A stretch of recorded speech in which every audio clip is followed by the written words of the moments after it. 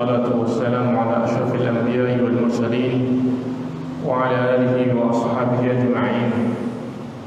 اللهم لا علم لنا إلا ما علمتنا إنك أنت العليم الحكيم. اللهم إنا نسألك علما نافعا ورزقا طيبا وعملا متقبلا يا أرحم الراحمين.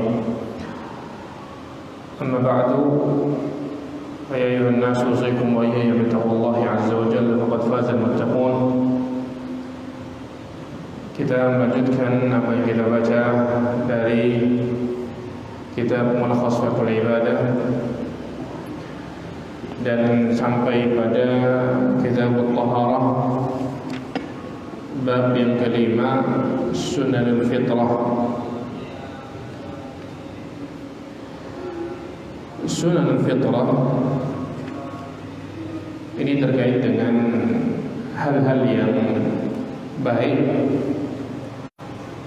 yang terkait dengan kesucian juga, kebersihan juga,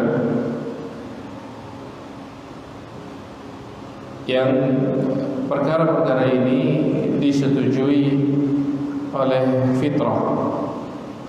Fitrah, ya apa itu fitrah?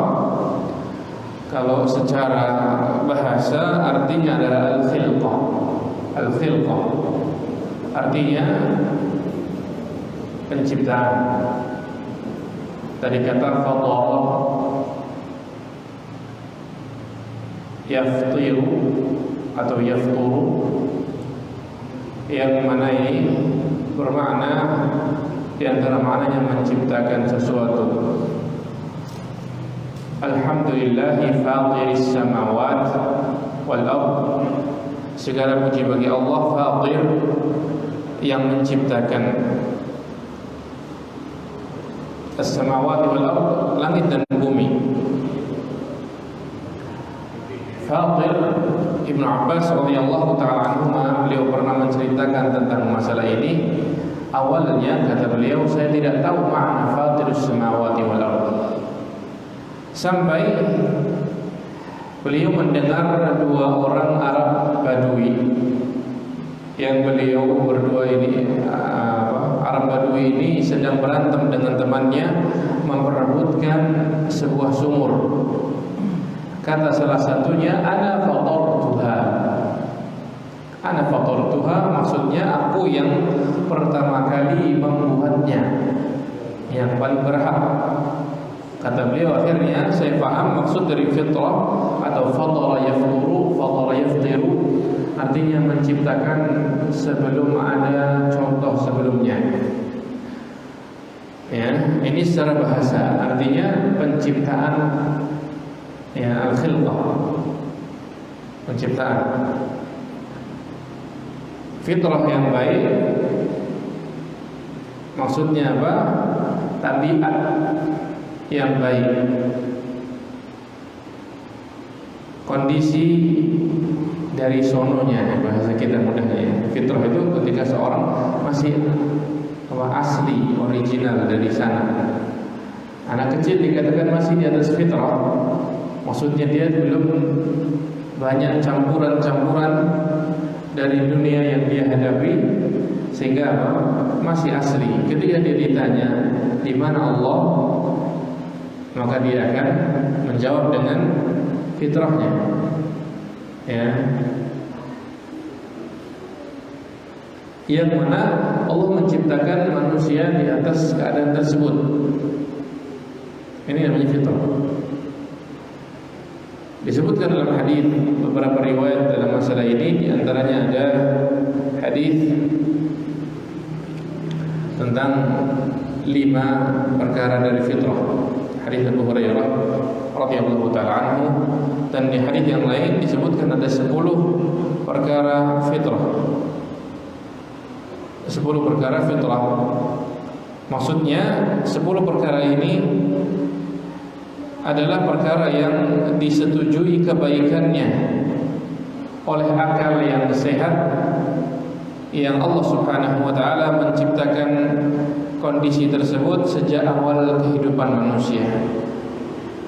Dalam hadis Aisyah radhiyallahu taala anha, beliau mengatakan, Rasulullah sallallahu alaihi wasallam bersabda, "Ashrun min al-fitrah," ada 10 perkara dari fitrah. Yang pertama, qassus syarib, memendekkan, menggunting kumis. Yang kedua, i'fa'ul lihyah, membiarkan, melebatkan jenggot. Yang berikutnya as-siwak, bersiwak, membersihkan gigi dan mulut. Istinsyaqul ma, membersihkan hidung dengan menyedot air ke dalam hidung dan mengeluarkannya. Qassul adfar, memendekkan kuku, memotong kuku. Ghaslul barajim, mencuci ruas-ruas jari, membersihkan ruas jari. Wa natful iqti, ini yang keberapa? Ke-7 ya, atau ke-8? Ke-7. Naam, mencabut bulu ketiak. Wa halqul 'anah, mengerok ya, halq itu mencukur dengan kerokan. Al-'anah, bulu kemaluan. Wa intiqasul ma, dan mengurangi air. Mengurangi air ditafsirkan oleh Al-Imam Waqi' Ibn Jarrah, perawi hadis ini. Beliau mengatakan mengurangi air maksudnya adalah istinja, cebok. Dan perawi, ada salah satu perawi yang ragu. Beliau mengatakan, saya lupa yang ke-10-nya. Seingat saya adalah kumur-kumur. Namun seingat beliau kumur-kumur ini nampaknya kurang tepat. Yang tepat adalah hadis yang lain dari Abu Hurairah radhiyallahu anhu yang menyebutkan bahwa yang ke-10 adalah khitan. Khitan adalah apa? Khitan. Kalau bahasa kita sunat. Nah, ini hadis yang menjadi dasar dari masalah sunanul fitrah, sunnah-sunnah tuntunan Rasulullah SAW yang baik dan disetujui oleh bahasa kita akal sehat yang Allah Subhanahu wa ta'ala menciptakan kita di atasnya. Baik, ada berapa tadi? 10 perkara. Dan kita bahas satu persatu sesuai urutan yang ada di buku ini, insyaallah ta'ala. Yang pertama adalah qassus syarib wa i'fa'ul lihyah, dua sekaligus. Mencukur kumis dan memanjangkan jenggot. Ini sunnah yang disetujui oleh akal sehat, fitrah. Sesuai dengan hadis tadi juga, dan hadis Abu Hurairah juga radhiyallahu taala anhu. Pertama adalah memotong kumis, mencukur kumis. Hukumnya apa? Hukumnya sunnah sesuai kesepakatan mazhab fikih yang 4. Kumis dipotong. Bagaimana seorang memotong kumis? Ini ada pembahasan panjang masalah ini. Ringkasnya, ada khilaf para ulama antara sebagian yang membolehkan mengerok kumis dan sebagian yang lain tidak membolehkannya. Al-Hanafiyah, sebagian Hanafiyah mengatakan bahwa yang sunnah lebih baik kalau dikerok. Ini pendapat Hanafiyah, karena mereka berdalil dengan beberapa dalil, di antaranya lafaz hadis yang mereka ambil, anhibus syawarib, yaitu habisi kumis, lafadznya begitu. Maka mereka mengatakan bahwa ini menunjukkan bahwa harus dikerok supaya habis. Namun yang kuat Allah Ta'ala alam adalah bukan dikerok, tetapi dicukur dengan gunting atau dengan alat pencukur, bukan dengan silet yang mengeroknya, bukan. Dan boleh seorang melakukan salah satu dari dua hal.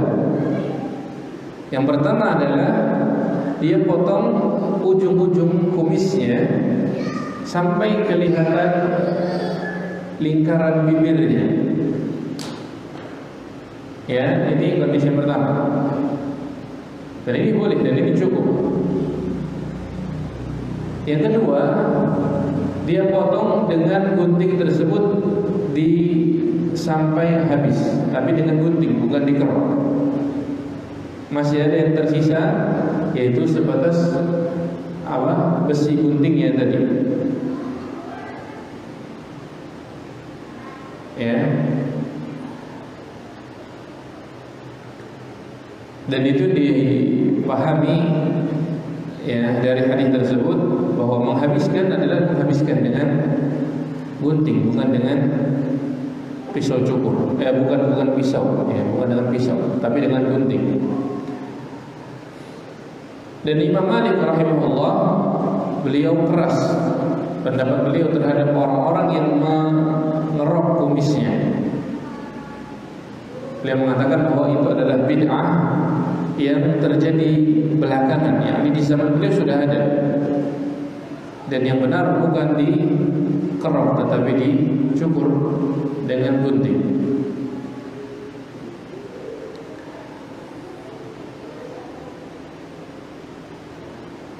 Baik.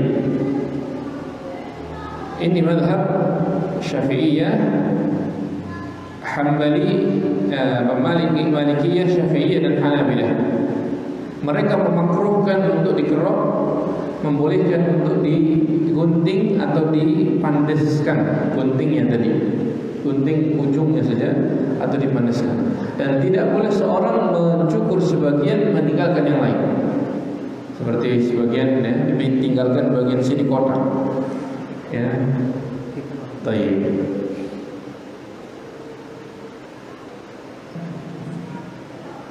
Tidak.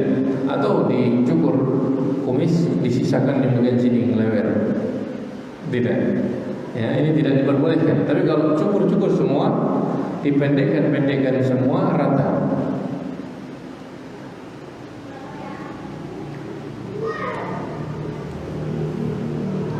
Baik.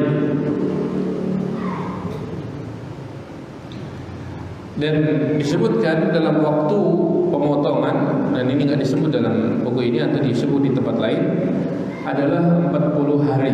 Tidak lebih dari 40 hari kecuali sudah dipotong.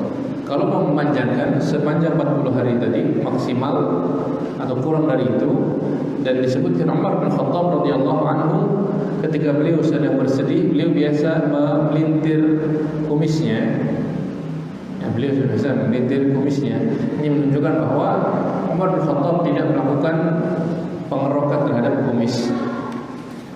Baik.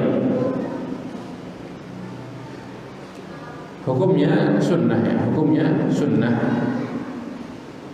Yang ini adalah sunnah yang disepakati oleh fitrah, akal sehat kita. Karena kalau tidak dipotong panjang, kita minum, kita makan, masuk karena dari atas ke bawah ya, menjulur. Baik. Ini terkait dengan kumis, yaitu dipotong, dicukur, mau dicukur ujung-ujungnya atau dipandaskan, dan itu lebih baik, tapi tidak sampai dikerok. Allah Ta'ala alam. Berikutnya masalah memanjangkan al-lihyah. Memanjangkan al-lihyah, yakni jenggot. Jenggot itu kalau dari segi bahasa dalam kamus disebutkan dari berakhirnya rambut sampai berakhirnya rambut lagi. Ya, bukan sekedar yang di dagu, tapi dari depan telinga sampai telinga lagi. Dan ini sunnahnya adalah dibiarkan memanjang, dan diharamkan ya untuk memotongnya. Sebagian orang membentuk sebagaimana ya berlandas dengan perbuatan orang Saudi misalnya. Raja Arab saja cukur brewok, kemudian jenggotnya segitu. Dalil kita bukan dari Raja Arab, Dalil kita sesuai dengan sunnah, sesuai dengan hadis Rasulullah SAW. Karena agama kita dari Rasulullah, bukan dari Raja Arab. Ya, maka kita ambil dari hadis tersebut bahwa Rasulullah SAW memerintahkan untuk a'ful liha, biarkan jenggot. Waffiru, disebutkan dalam riwayat lain, waffiru, lebatkan, biarkan dia lebat. Dan disebut yang lain, khaliful majus, selisihilah orang-orang majusi. Orang majusi di zaman Rasulullah SAW disebutkan kondisinya seperti itu. Mereka mencukur jenggot, membiarkan kumis, selisih.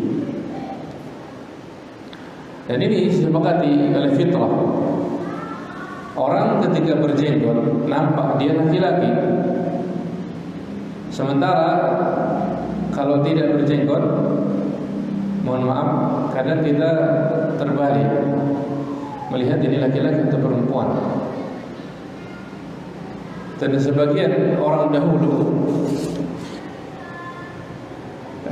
salaf dari kalangan sahabat, ada seorang, saya lupa namanya, Sa'ad bin Mu'adz atau yang lain, disebutkan bahwa beliau adalah orang yang dikatakan sempurna, cuman sayangnya enggak tumbuh jenggot.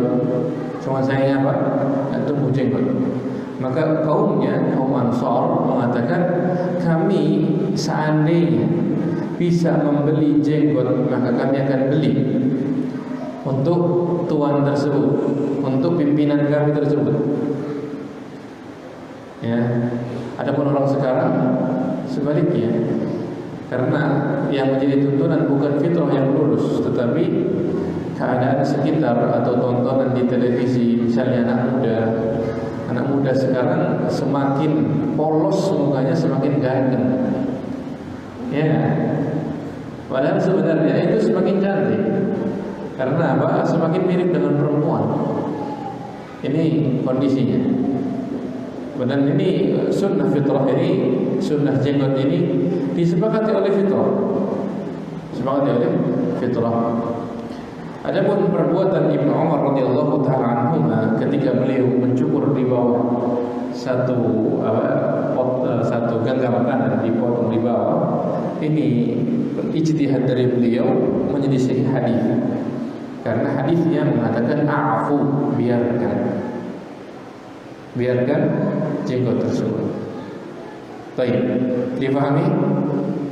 Baik.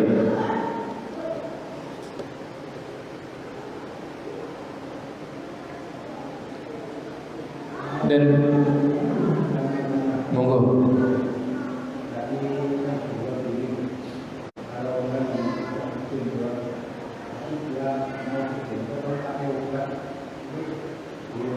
Kalau pakai obat insya Allah tidak apa-apa, tetapi tidak takalluf. Misalnya sudah pakai obat, kemudian yang tidak boleh itu pakai jenggot palsu, ditancapi, itu tidak boleh. Tidak boleh karena apa? Pemalsuan. Kalau sudah kondisi seperti itu, lihat, ya, biar tidak apa-apa. Kalau misalnya dipalsukan, tidak boleh. Kalau misalnya pakai obat dirangsang pertumbuhan rambutnya, insya Allah tidak mengapa karena masih alami, atau bisa dikatakan karena dia asli rambut bukan apa? Bukan tubuh dengan pemalsuan. Baik. Monggo. Kalau misalnya tadi itu punya kumis takut. Dikerok, yang makruh itu dikerok. Karena hadis-hadisnya adalah a'fu, kemudian ahfu qassu, kemudian jazzu. Yang ini wanhiku, ini maknanya bisa dibawa kepada potong dengan gunting. Tidak ada lafaz kerok, tak ada. Kalau kerok itu hal ahliku, ya. Baik. Kalau untuk gunting enggak. Sebabnya Rasulullah SAW mengatakan a'fu pakai ain. A'fu artinya biarkan. Adapun disisir, dirapikan dengan sisir tidak apa-apa. Adapun kemudian berjatuhan ketika disisir, di luar kemampuan kita. Ya, berjatuhan ketika disisir, misalnya jatuh ada rontok, kita di luar kemampuan. Haram untuk mencukurnya, apalagi mengeroknya. Baik.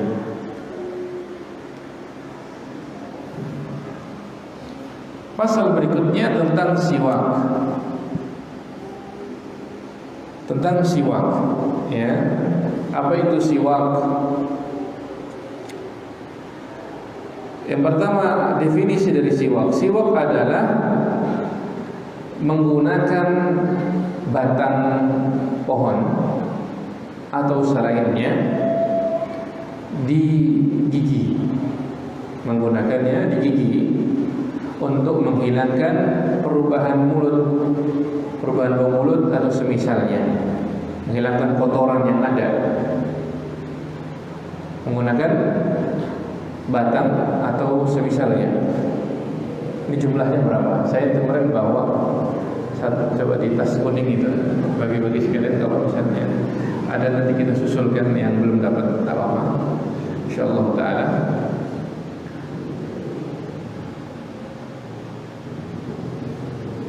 Kayaknya nggak cukup ya, cuma bawa 5. Kemarin oleh-oleh dari waktu umroh. Mohon maaf.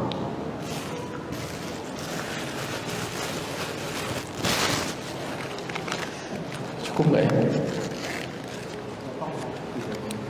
Cukup insyaallah. Nah ini kebetulan pas pembahasan siwak lagi ada oleh-oleh siwak. Ini dahulukan bapak-bapak, yang anak-anak nanti lebihannya.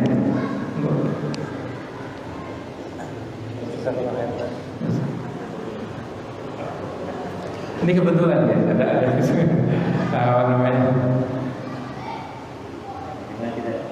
Jazakallah. Cukup nggak? Cukup ya. Penggunaannya di mulut, di gigi, dan juga di lidah. Langit-langit juga termasuk. Gigi, gusi, lidah, langit-langit ini dibersihkan dengan siwak ini atau dengan semisalnya. Nanti disebutkan apa saja yang dipakai untuk bersiwak. Adapun kayu yang biasa dipakai Rasulullah SAW adalah kayu arak.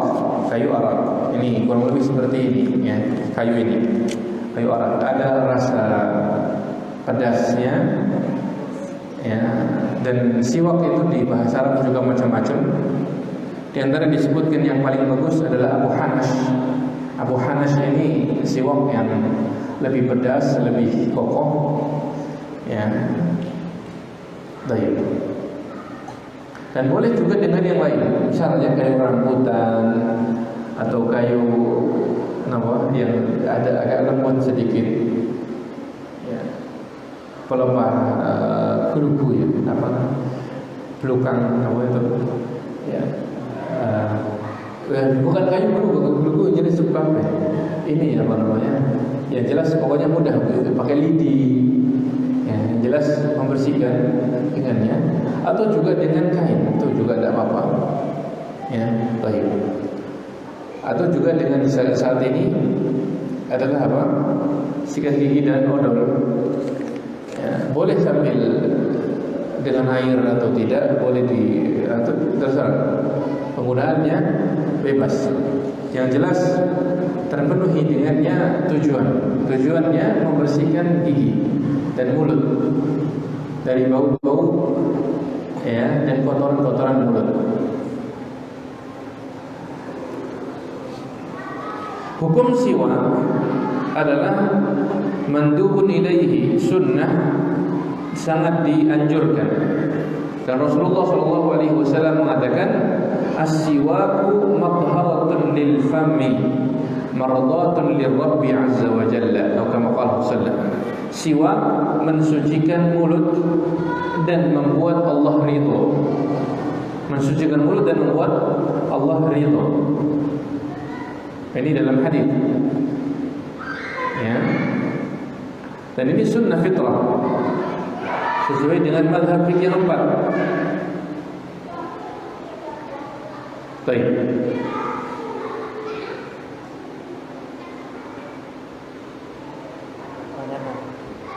Nah, saya pernah lihat sebelum sholat itu siwak itu seperti apa? nanti ada letak sholat di mana saja, siwak di mana saja. Ada tutorial bebas sebenarnya, bebas mau pakai odol juga nggak apa-apa, atau dilembutkan dulu ya, karena ini kan masih kayu, kulitnya dikupas, dilembutkan menjadi seperti kuas ya, kemudian digosokkan di gigi, di gusi dan di lidah. Baik. Rasulullah SAW perbuatan terakhir beliau sebelum wafat bersiwak. Ketika Aisyah radhiyallahu anha menceritakan kondisi Rasulullah, kita cerita sedikit. Rasulullah SAW ketika sakit di akhir hari tersebut, hari Senin 12 Rabiul Awal, beliau berbaring di pangkuan Aisyah dalam keadaan sakitnya, dipeluk Aisyah dalam keadaan ya, sakit tersebut. Masuklah Abdurrahman bin Abu Bakar. Abdurrahman bin Abu Bakar masuk, dan beliau memegang siwak, sedang bersiwak. Maka Rasulullah SAW melirik siwak tersebut. Aisyah bertanya, apakah mau siwak? Kata beliau dengan isyarat iya. Isyarat beliau mengatakan iya. Maka beliau mengambil siwak tersebut dan menggosokkannya ke mulut Rasulullah SAW. Ini faedah bahwa mulut muslim tidak najis, tidak seperti mulut hewan buas. Ya, mulut seorang muslim tidak najis. Siwak dari orang bisa dipakai. Maka Rasulullah SAW mencontohkannya. Mungkin kalau kita gimana ya? Apalagi di zaman Covid ya. Baik. Ini faedah saja bahwa dan najis ya, dan najis. Dan boleh seorang misalnya minum, gelasnya dipakai orang lain, minuman sisanya diminum orang lain, boleh. Selama kita tahu bahwa dia aman dari penyakit yang berbahaya. Baik. Beliau bersiwak, kemudian Aisyah bertanya, terlalu keras atau perlu dilembutkan lagi? Beliau mengatakan iya. Beliau lembutkan lagi. Selesai bersiwak, beliau kembalikan siwak tadi, mencelupkan tangannya ke dalam air, dan beliau mengucapkan kalimat terakhirnya, ma'al ladzina an'ama Allahu 'alaihim minan nabiyyin was-siddiqin wasyuhada'i was-shalihin, Allahumma ar-rafiqal a'la. Bersama ya, aku memilih bersama orang-orang yang telah Engkau ya Allah beri nikmat pada mereka, para nabi, siddiqin, syuhada dan salihin. Ya Allah, aku memilih bertemu dengan kekasih yang maha tinggi. Aku memilih bertemu dengan Engkau. Aisyah ketika mendengar kalimat ini, beliau awalnya tidak paham, tapi beliau kemudian teringat hadis Rasulullah SAW mengatakan, sesungguhnya Nabi, siapapun Nabi, ketika mau wafat, maka beliau akan dipilihkan dua hal, mau diberikan umur atau bertemu dengan Allah. Kalau begitu beliau mengucapkan ini maksudnya aku memilih bertemu dengan Allah, tidak memilih hidup di dunia. Maka kemudian setelah mengucapkan itu beberapa kali, tangannya melemah, dan itu waktu duha ketika meninggi, dan tidak ada musibah yang lebih besar daripada musibah wafatnya Rasulullah Sallallahu Alaihi Wasallam. Beliau sebelum wafatnya beliau bersiwak. Beliau bersiwak. Saking sukanya, cintanya dengan siwak. Baik. Berikutnya alat bersiwak. Alat bersiwak yang paling afdal adalah al-ud, ranting.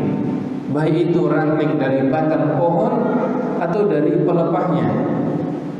Misalnya pelepah korma diambil satu bagian, dipakai siwak. Pelepah kelapa, ya, pelepahnya dipotong, dirapikan, dijadikan untuk siwak. Ya, itu boleh, dan ini yang paling afdal. Dan ini sesuai kesepakatan mazhab yang 4. Dan menurut Hanabilah, menurut jumhur, yang paling afdal adalah kayu arak. Kayu arak ini yang paling afdalnya.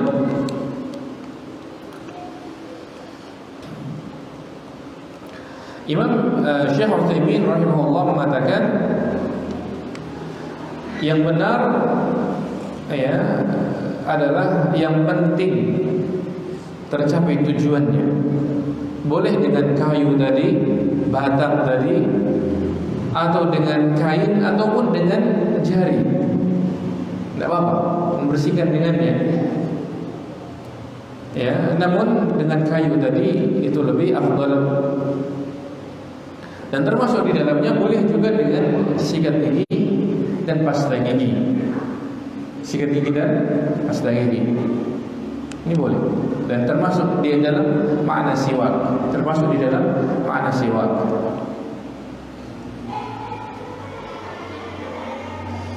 Dan dulu saya kira yang namanya siwak hanya ini, kayu ini.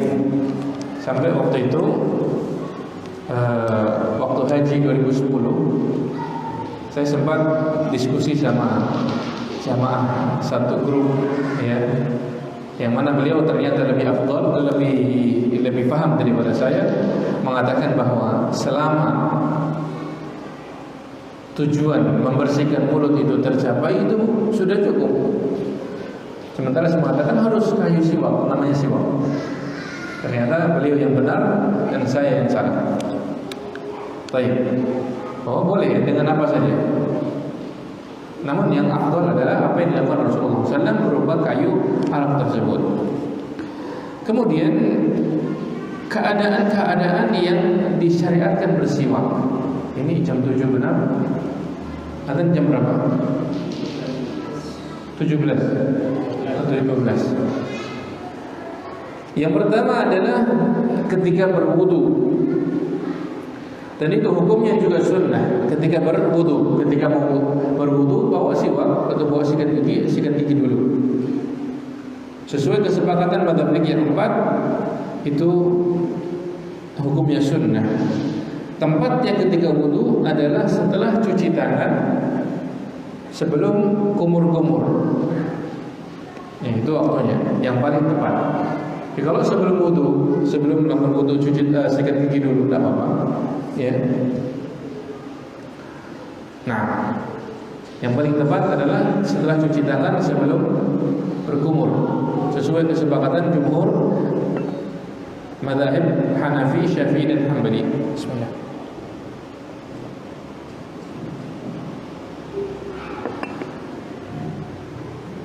Yang kedua,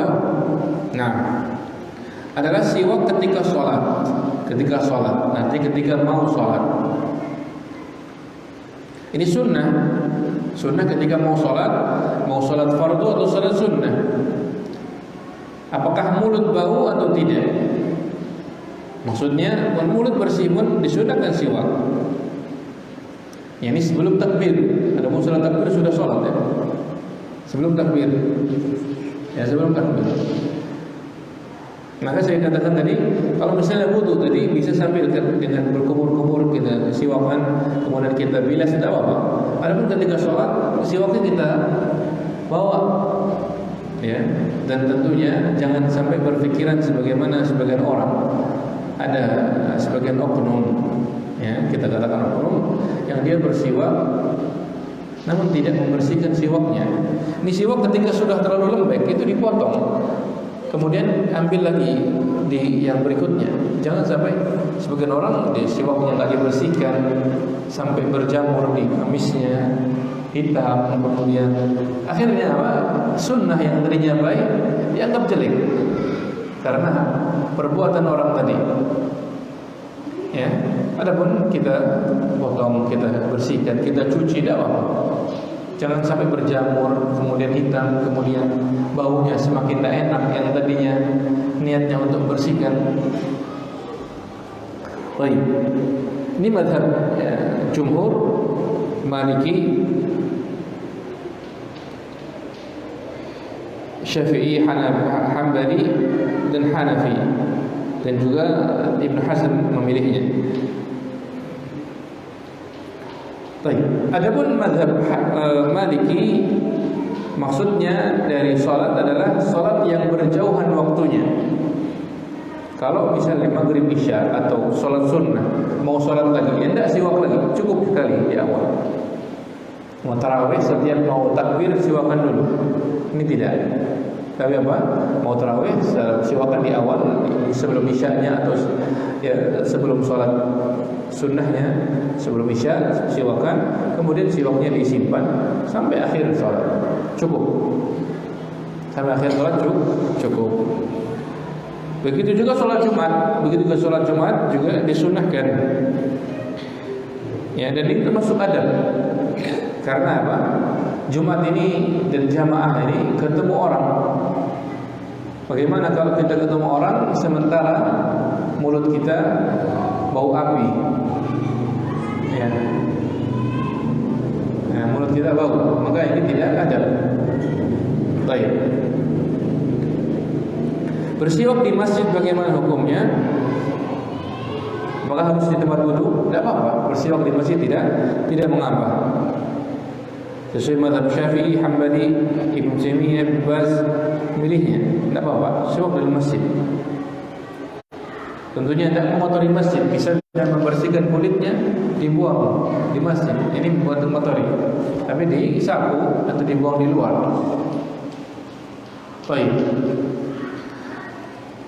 Siwak berikutnya, waktu yang bagus untuk bersiwak adalah ketika berzikir, belajar, membaca Al-Quran, membaca kitab, membaca hadis. Ketika kamu belajar, bagus untuk bersiwak.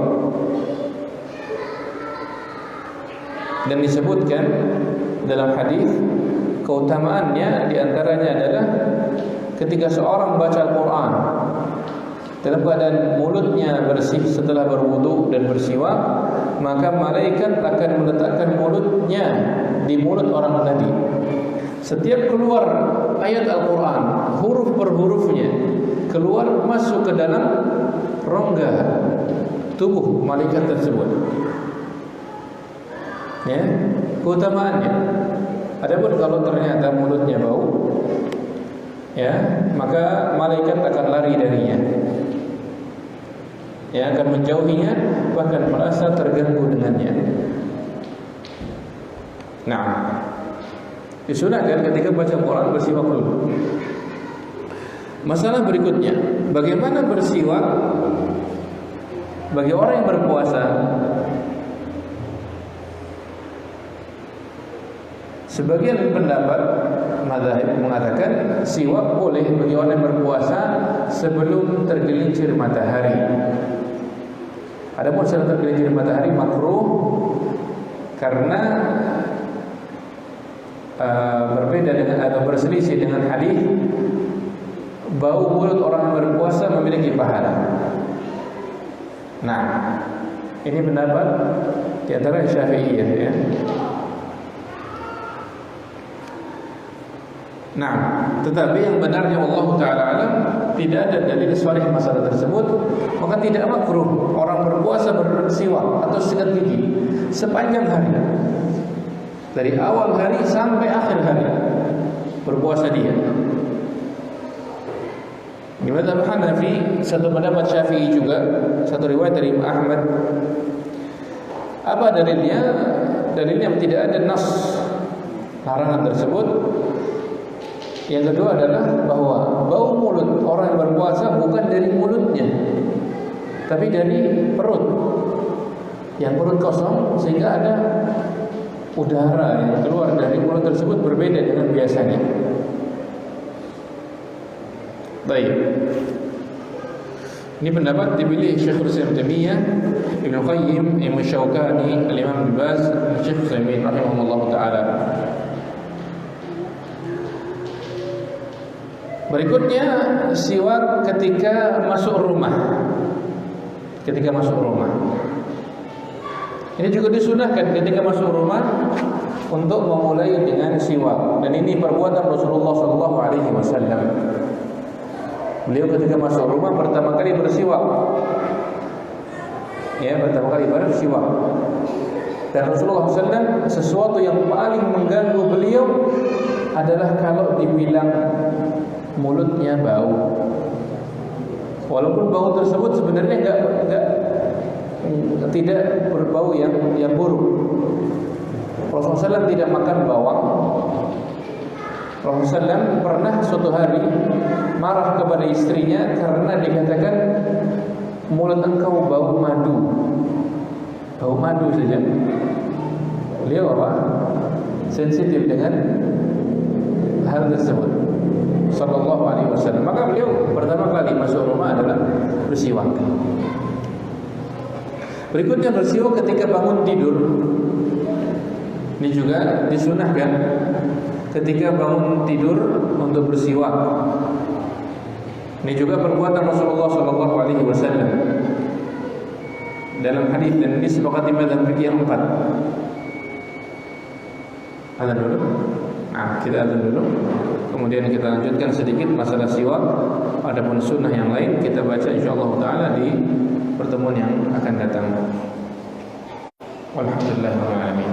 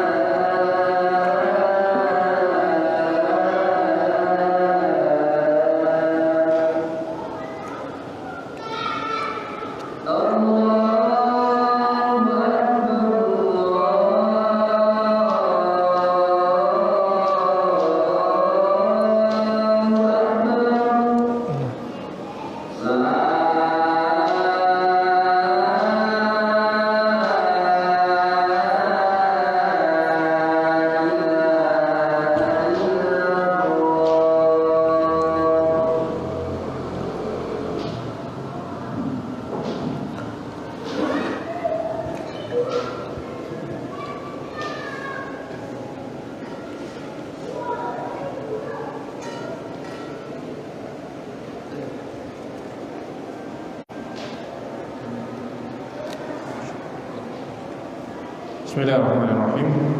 Alhamdulillahirabbil alamin wassalatu wassalamu ala asyrafil mursalin wa ala alihi wa washabihi ajma'in. Amma ba'd. Berikutnya siwak ketika bangun tidur tadi, itu sunnah juga ketika bangun tidur. Siwak ketika berubah aroma mulut kita, itu juga disunnahkan untuk bersiwak. Ya, ketika berubah aroma mulut kita, maka kita disunnahkan untuk bersiwak, membersihkannya. Baik, berikutnya siwak ketika di hadapan orang. Bolehkah kita bersiwak di hadapan khalayak? Ya, tidak apa-apa. Sunnah juga untuk bersiwak di hadapan manusia. Dan Rasulullah SAW melakukannya. Rasulullah SAW melakukannya. Walaupun di hadapan manusia, tidak mengapa. Tidak mengapa. Ini mazhab Hanafi, Syafi'i dan Hanbali. Membolehkan, tidak apa-apa bersiwak di hadapan manusia. Bagaimana cara bersiwak, dengan tangan kanan atau tangan kiri? Mazhab jumhur Hanafi, Maliki, Syafi'i dan satu pendapat Hanbali adalah dengan tangan kanan. Dengan tangan kanan, ya. Dan disunahkan juga dimulai dengan bagian mulut yang kanan sebelum yang kiri, sesuai kesepakatan mazhab fikih yang 4. Ya, dibersihkan yang kanan dengan yang kiri. Dan disunahkan juga selain membersihkan dengan art, ya. Art itu berarti melebar. Kita juga disunahkan membersihkan dengan ke depan, ke atas, gimana? Ke belakang, depan belakang, lidah kita. Itu juga disunahkan, dan juga langit-langit. Dan ini biasanya adalah memunculkan suara seperti orang mau muntah. Suara apa? Ya, kalau di hadis disebutkan yaqulu ya. Ini maksudnya apa? Karena beliau menyiwak dengan disogok ke dalam, biasanya akan keluar itu. Bukan berlebih-lebihan. Di dalam bersiwak ada sebagian orang disodokkan ke telaknya, atau apa namanya, dipaksakan suara tadi sampai muntah atau gimana. Tapi apa? Maksudnya ketika disiwak dengan vertikal dan horizontal itu ada efek dari suara tadi muncul. Wallahu ta'ala alam. Dan ada kisah masalah siwak ini di salah satu pertempuran kaum muslimin dengan orang-orang kufar, saya lupa Persia atau Romawi. Mereka berperang dengan sengit, tetapi tidak nampak ciri-ciri kemenangan. Ya, namun akhirnya pimpinannya mengatakan, kita ada sunnah apa yang kita belum lakukan supaya Allah menolong kita. Akhirnya pimpinannya mengatakan, kalian besok berperang dalam keadaan bersiwak. Kita bersiwak dan kita besok berperang dengan bersiwak. Dan dengan hal tersebut Allah Subhanahu wa taala memenangkan kaum muslimin, menghancurkan kaum kufar. Ya, ini sunnah fitrah, ya, yang disepakati. Dan kita membenci kalau ada orang bau mulut, ngobrol sama kita bau mulut, benci sekali. Begitu juga orang dari kita, kalau mendapati kita bau mulut juga benci. Wallahu ta'ala alam. Semoga yang kita baca memberikan manfaat dan memberikan kepada kita ilmu yang bermanfaat dan juga amal yang saleh, memberatkan timbangan kita di hari kiamat. Allahumma inna nas'aluka ilman nafi'an wa rizqan thayyiban wa 'amalan mutaqabbala. Rabbana hab lana min azwajina wa dhurriyyatina qurrata a'yun waj'alna lil muttaqina imama. Allahumma inna nas'aluka qalban khashi'an wa du'aan mustajaban ya arhamar rahimin. Subhanaka wa bihamdika asyhadu an la ilaha illa anta astaghfiruka wa atubu ilaik. Sallallahu wa sallam ala nabiyyina Muhammad wa ala alihi wa sahbihi ajma'in. Allahumma ij'alna muttabi'ina li sunnati nabiyyika sallallahu alaihi wasallam. Wassalamu alaikum warahmatullahi wabarakatuh.